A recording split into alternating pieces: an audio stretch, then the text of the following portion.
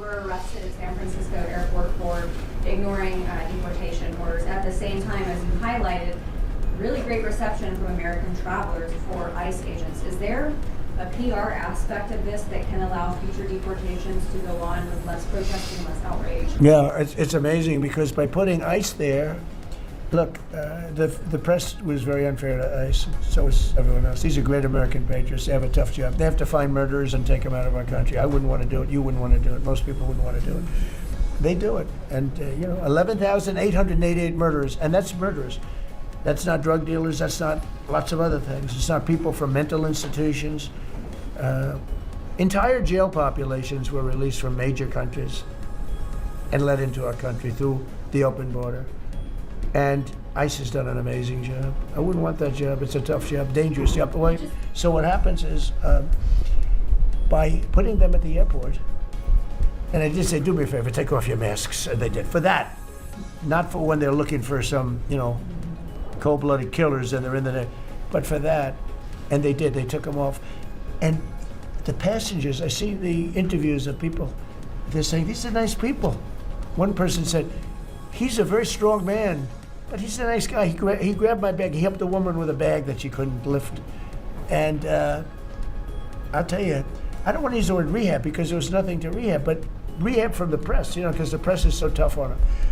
And these crooks in Minnesota, these crooked politicians and dirty cops. They're dirty politicians. Waltz is a dirty, crooked politician. The Attorney General is a crooked guy. He's no investigations, and I hope JD's going to do a great job. He's in charge of it now with somebody who's very talented. But I think it's easy stuff. They say $19 billion, think of it, is missing. $19 billion. If we would solve half of the fraud problem, Pam, in this country, we would have more than a balanced budget. We'd have a surplus. And in the case of Minnesota, it's very Somalia-oriented. Think of it, these people come from a crooked country, disgusting country, one of the worst countries in the world. Acknowledged to be one of the worst countries in the world. Some people say it's the worst. They have no money, they have nothing. They come to our country, low IQs, and they rob us blind. Stupid people. And they rob us blind because we have crooked politicians and we have dirty cops. The Attorney General's a dirty cop. It's my opinion. It's only my opinion. And something should be done about him. Should Iran be able to charge a toll for the Strait of Hormuz? They're charging some vessels to go through. Oh, yeah. Well, should they be able to? They shouldn't be able to, but they're doing it a little bit. I don't know. Look, their capability is a lot less than it was 2 weeks ago. And with every week and every day, frankly, it gets less and less. All I can tell you is they're begging to make a deal. So let's see what happens. We may make a deal. Tell me about mail-in ballots. Go ahead. You mean I used a mail-in ballot? You probably said, yeah, I did. Why did you know use what? that? Is Because there I'm a president of the United States, and because of the fact that I'm president of the United States, I did a mail-in ballot for elections that took place in Florida, because I felt I should be here instead of being in the beautiful sunshine taking. You were in Palm Beach, sir, the last few weekends. That's right, and I decided that I was going to vote by mail-in ballot because I couldn't be there because I had a lot of different things. But we have exceptions for mail-in ballots. You do know that, right? So if you're away, we have an exception. If you're in the military, we have an exception. If you're on a business trip, we have an exception. If you're disabled, we have an exception. And if you're ill, if you're not feeling good, whatever. So I was away, mostly in Washington, D.C., so I used a mail-in ballot. But I appreciate the question because I know it was so well-meaning. Yeah. A company that owns Sharpie and they stopped him positive, as you mentioned. By the way, they deserve it. It's a good product. So you gave a 5-day deadline. With oil tankers going through the Strait of Hormuz, is that a condition to move that 5-day deadline? Well, we don't want anything impeded. We want ships to go through. We don't know that they've dropped any mines, by the way, because we blew up all their mine droppers, right? We blew up every one of them. They're going to have to take them out on a rowboat or something. I don't know how the hell they get out there, but we don't really know. You might speak to it. We don't know. There could be a few of them out there, but that's a lot. If you have $1 billion ship and you get hit by a mine, it's not the greatest thing in the world. So if you think, the problem with that's not like you've decimated a military. If you think there may be a mine, that's a bad thought, and it stops things up. How are we doing in that regard, Peter? Mr. President, you're right. We have so heavily degraded their coastal defense capabilities and their naval capabilities, that any strategic or operational attempts to do those types of things are extremely limited, and we continue to move over the top of that. Now, whether Iran makes a wise choice or not to try to execute that is part of how this deal comes together, but with every passing day, the military pressure that we're putting on them lessens their ability to really hold that militarily at issue. I mean, the problem with the issue of the Hormuz Straits is this: we've decimated them as a military. No Air Force, no Navy, very few rockets left. We blew up so many. Hard to manufacture. Same thing with drones. The leadership is gone. The problem with the Straits is this: let's say we do a great job. We say we got 99%. 1% is unacceptable, because 1% is a missile going into the hull of a ship that cost $1 billion, right? So 1% is we can't. If we do a 99% decimation, that's no good. So it's really, you know, a little bit. But I have a feeling it's going to clean up pretty quickly. I can just say this: they want to make, and I probably hurt our little negotiation. It gives them a little impetus to say, well, I wish you didn't say that. But they said yesterday that we weren't negotiating with them, and now they admit that we were negotiating with them. So they want to make a deal. The reason they want to make a deal is they have been just beat to shit. Are you thinking of taking control of Iran's oil? It's an option. I mean, I wouldn't talk about it, but it's an option. Is that something you thought about? Well, in Venezuela, we've done very well working with Venezuela, certainly. We've taken in billions and billions of dollars. And by the way, Venezuela is doing better right now than they've ever done in the history of their country. And sort of like a joint venture. But the United States has made a lot of money, Marco, right? With it. You want to talk about that for a second? About Venezuela? Yeah. Yeah, I mean, I think Venezuela in the first 2 months of this year generated more revenue from oil sales than they had most of all of last year. But the money's not being stolen anymore. And it's being held in a U.S. Treasury blocked account. And to the extent it's flowing to the Venezuelan government, it's going to help people, like fund hospitals, pay teachers. It's not And we being get a stolen. lot of it. And they got more than they have in many years. Think of it. We get a lot of it. We have a deal. We get a lot of it. We had 100 million, think of this, 100 million barrels we took in the first 2 weeks. 100 million barrels. That's a lot of oil. It's a lot of ships. And we got some, and they got some. We paid for the ships. A lot of money left over. And Venezuela has done better now with us. Call it a partner, call it whatever you want. We've made a lot of money, and they've made a lot of money. We've paid for the cost of that military hit many, many times over. And we've only just started. Our relationship with Venezuela has been amazing. The people, actually, I'm the highest polling person. In other words, after the presidency, I think I may go to Venezuela and run for president against Elsie. I may run against Elsie. It's an option. No, they like me in Venezuela, but it's an option for me. It's a wonderful option. Yes. Reports that Gulf allies are concerned about winding down the war too soon, potentially leaving Iran. Well, they probably like us to stay, but But the concern. if we don't stay, look, it's a beautiful thing about airplanes that go 2,000 miles an hour is you can get back there very quickly. If we don't stay, we're going to be protecting them. We know, they've been very good. Hey, Qatar, Saudi Arabia, in particular, Qatar, Saudi Arabia, UAE, the three of them, Kuwait, Bahrain, they've been 100%. Now, in all fairness, they could have gone the other way. They were surprisingly missiled. They were shot at. Nobody ever thought they'd be shot at. UAE had 1,400 missiles aimed at them. Fortunately, they had the greatest anti-missile weapon in history, called the Patriot. Almost every single missile was shot down. We had an incident recently where 101 missiles were shot at a certain thing that we own that's very valuable. 101 missiles going 2,000 miles an hour. Out of the 101 missiles, every single one of them was shot down in midair and fell into the ocean. It's amazing technology. There's nobody has equipment like we have. Even Iran still has that enriched uranium. Is it even possible? Well, to you're wind down? going to have to see, but I think we're in just very good shape. We're roaming. You know what we're doing? You know the word roaming free? We're over their skies with the most beautiful planes you've ever seen. Roaming free, there's not a damn thing they can do about it. And it would be nice if, like the fake news New York Times, which writes so fake, and the Wall Street Journal is terrible, terrible.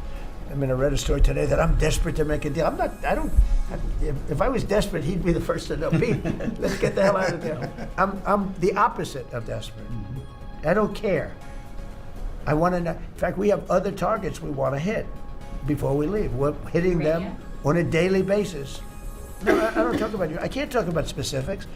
A lot of people said that wouldn't matter. Maybe it does matter. Who knows? But I wouldn't talk. It's like the question this young lady asked. Sorry about I embarrassed her. I don't want to embarrass you because I think I think she's a friendly reporter, so I'm sorry.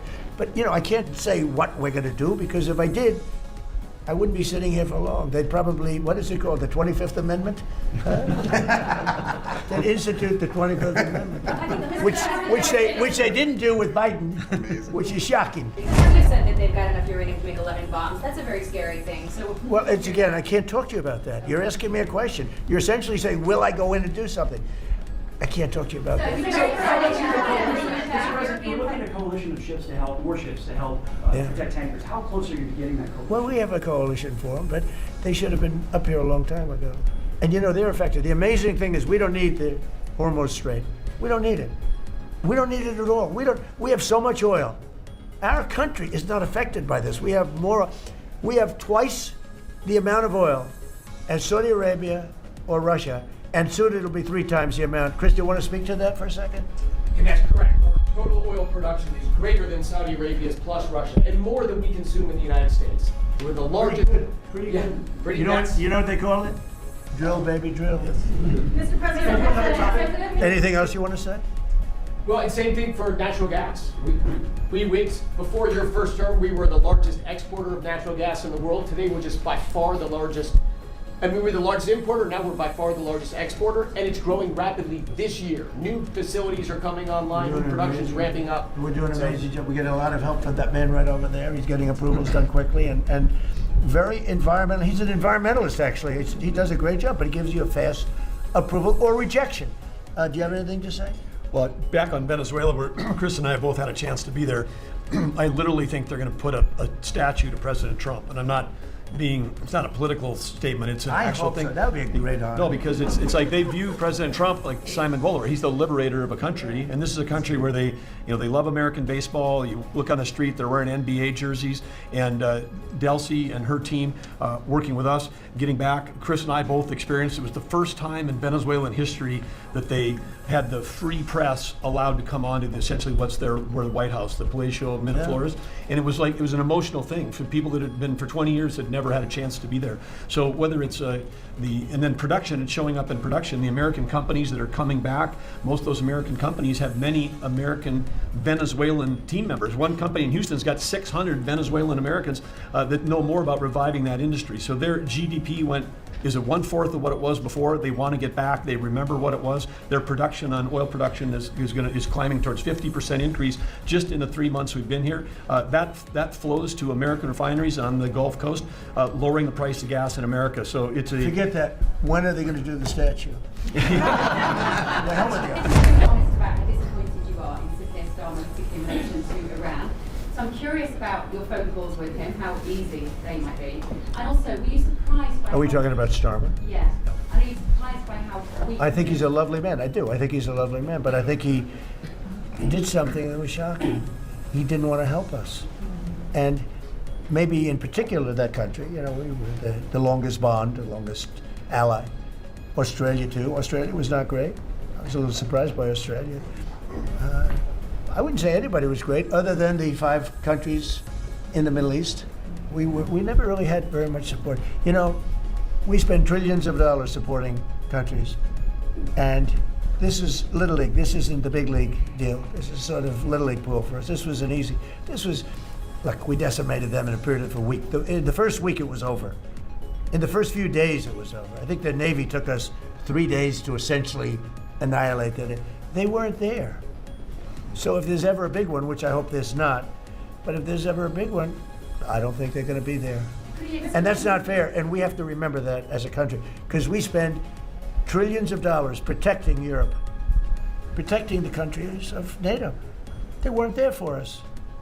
For small time. This is small time. You know what? Venezuela is a big deal, but it's not the big one. They weren't there. So what makes you think they'd be there if we needed them for something? And your prime minister was not there, as you know. He was there after we won. He said, we'd like to send some ships. I said, we already won. We don't need them anymore. Well, can you explain why he was reluctant to help? Why what? Why he was reluctant to help with Iran? He didn't have to. I didn't ask him. I just said, just tell me no. I mean, we're always going to be there, or at least we were. I don't know about anymore, to be honest with you. I have to be honest. We were always there when they needed help. We always would have been there when they needed help. I mean, think of it. We're there to protect Europe from Russia. In theory, it doesn't affect us. We have an ocean, big, fat, beautiful ocean. But we're there to protect NATO, to protect them from Russia. But they're not there to protect us. It's ridiculous. It doesn't make sense. I tell you, a lot of people were big NATO people. I was never big. It was okay. I got them to pay 5%. By the way, they haven't paid it yet. You know that. You know, I got them to pay 5% from 2% to 5%. They didn't pay it yet. I got them to pay up to 2% because they weren't paying the 2%. Then I got them to pay 5%, which they should be at. And we had a lot of, oh, that was great, great. Oh, only Trump could do it. But the problem is they haven't paid. Because if you look at the numbers, they haven't paid yet. So we were there for them, but they were not there for us. Did we need them? No. I never thought we needed them. I was more doing a test. I said, I really would love to have you come up. Bring your boats. You can sail through the beautiful Hormuz Straits, and you can protect people that are being shot at. They didn't do it. And that's small potatoes. Do you understand what I'm saying? Go ahead. I was just going to say, does it affect the state visit with the king that you're going to have in April? Are you looking forward to that? With the king? No. No, he's a friend of mine. He's a great gentleman. As you know, he honored me and our country. He really honored our country. But we had an amazing time. I've known him as Prince Charles. I know him as King Charles. I'm proud of him. He's fighting a tough battle. He's tough. I think he's a fantastic. It has nothing to do with that. It's different. But he's going to be here very soon, as you know. We're going to have a state dinner. It's going to be great. But I was very disappointed when the Prime Minister said, I won't be able to. It started with the island that the indigenous have claimed away from your country. And for some reason, you went for it. And all of a sudden, indigenous people that never saw the place, they never saw it. He was afraid that we would do something to himself because he's a liberal. That's the way they think. And when we needed the island to land that beautiful B-2 bomber, we were told we can't use it. We'd have to fly back to Missouri, which is a 17-hour flight, as opposed to a couple of hours. And I said, you gotta be kidding. Not good. They made a big mistake. Mr. President, is the Friday deadline for Iran, is that pushed back now, or and if not? I don't know yet. I don't know. Mr. Witkoff and JD and Jared will tell me whether or not they think it's going along. And if it's not going along, maybe not. And we have a lot of time. You know what? It's a day. In Trump time, a day, you know what it is? That's an eternity.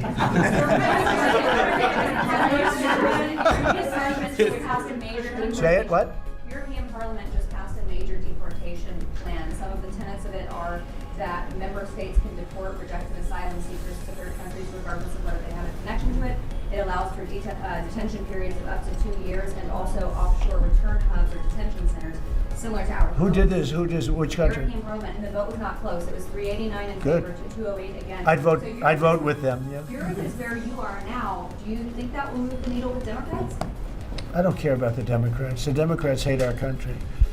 The Democrats are in chaos right now. And they have no common sense. You know, they have one quality that's amazing. They stick together. And it's harder because they stick together in a ridiculous policy like men playing in women's sports, open borders for everybody, including murderers and anybody else that want it. We're open to you. Come in, murderers. You know why they do that? They do that for a couple of reasons, but they do it for votes because they think they're going to vote for the Democrats. Even though I did great with the Hispanic vote, tremendous with the Hispanic vote. You know, I turned that whole thing around. The Hispanics like me and I like them.